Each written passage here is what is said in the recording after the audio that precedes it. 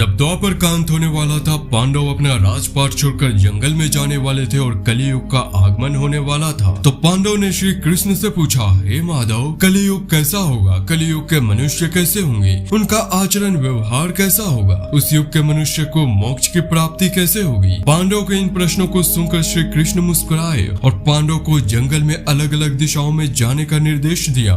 साथ ही ये भी कहा कि तुम जो कुछ भी वहाँ देखो उसे मेरे पास आकर विस्तार से बताना। श्री कृष्ण का आदेश पाकर पांचों भाई वन में अलग अलग दिशाओं में चले गए और कुछ समय बाद वापस आकर श्री कृष्ण को अपनी आंखों देखा हाल बताना शुरू किया। शुरुआत युधिष्ठिर ने की। युधिष्ठिर ने कहा कि उन्होंने एक जगह पर देखा कि एक हाथी के 2 सूर है। तब श्री कृष्ण ने कहा, हे धर्मराज, कलयुग में ऐसे लोगों का राज्य होगा जो दोनों ओर से शोषण करेंगे, बोलेंगे कुछ और करेंगे कुछ, मन में कुछ और कर्म में कुछ। ऐसे ही लोगों का राज्य होगा कलियुग में। इसीलिए बोल रहा हूँ, कलियुग आने से पहले तुम राज्य कर लो। इसके बाद अर्जुन ने कहा कि उसने एक पक्षी को देखा जिसके पंखों पे वेद की ऋचाएं लिखी हुई थी और वह पक्षी मुर्दे का मांस खा रहा था। इस पर श्री कृष्ण ने कहा कि कलियुग में ऐसे लोग होंगे जो बड़े ज्ञानी और ध्यानी कहलाएंगे। वे ज्ञान की चर्चा तो करेंगे लेकिन उनके आचरण राक्षसी होंगे। बड़े पंडित और विद्वान कहलाएंगे किंतु वे यही देखते रहेंगे कि कौन सा मनुष्य मरे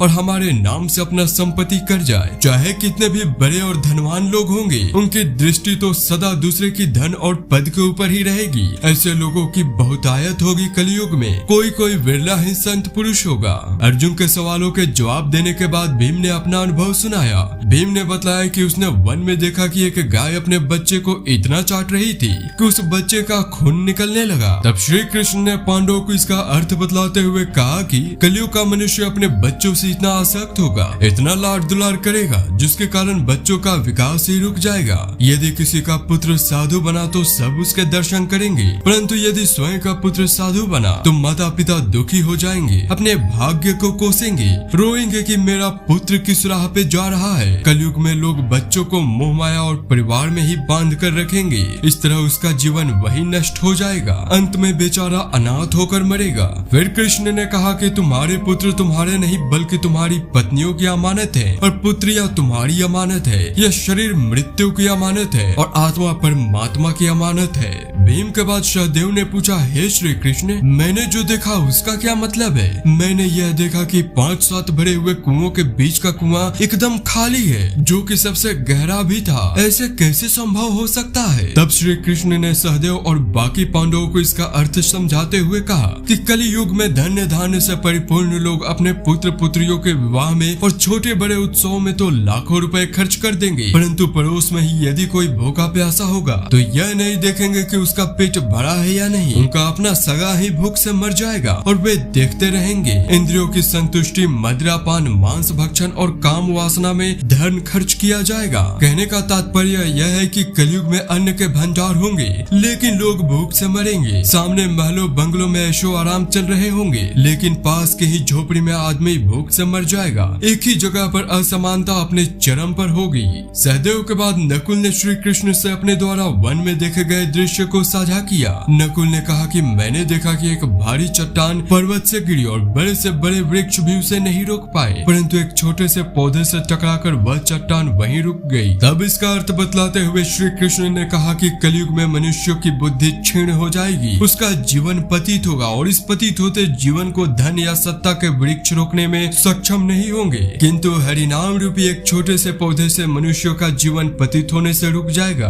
हरि कीर्तन से मनुष्यों की बुद्धि प्रबल होगी। केवल श्री कृष्ण ने ही नहीं बल्कि पुराणों में भी कलयुग के बारे में विस्तार से बतलाया गया है। भविष्योत्तर पुराण के अनुसार जब नारद मुनि ने ब्रह्मा जी से कलयुग के बारे में पूछा तो ब्रह्मदेव ने कहा, हे नारद, भयंकर कलयुग आने पर मनुष्यों का आचरण दुष्ट हो जाएगा और योगी भी दुष्ट चित्त वाले होंगे। संसार में परस्पर विरोध फैल जाएगा। ब्राह्मण, क्षत्रिय, वैश्य दुष्ट कर्म करने वाले होंगे और विशेषकर राजाओं में चरित्रहीनता आ जाएगी। पूरी दुनिया में कष्ट बढ़ जाएंगे। संत जन दुखी होंगी, देवताओं का देवत्व भी नष्ट हो जाएगा और उनका आशीर्वाद भी नहीं रहेगा। मनुष्यों की बुद्धि धर्म से विपरीत हो जाएगी और पूरी पृथ्वी लोक पर मलेच्छों का राज का विस्तार हो जाएगा। भागवत पुराण में कहा गया है कि कलयुग में जो राजा होंगे वे लूट खसोट कर अपनी प्रजा का खून चूसेंगे। जब ऐसा शासन होगा तो देश की प्रजा में भी वैसा ही स्वभाव, आचरण और भाषण की वृद्धि हो जाएगी। राजा लोग तो उनका शोषण करेंगे ही, आपस में वे भी एक दूसरे को उत्पीड़ित करेंगे और अंततः सब के सब नष्ट हो जाएंगे। महर्षि वेद व्यास जी के अनुसार कलयुग में मनुष्यों में वर्ण और आश्रम संबंधी परिवृत्ति नहीं होगी, वेदों का कोई पालन नहीं करेगा।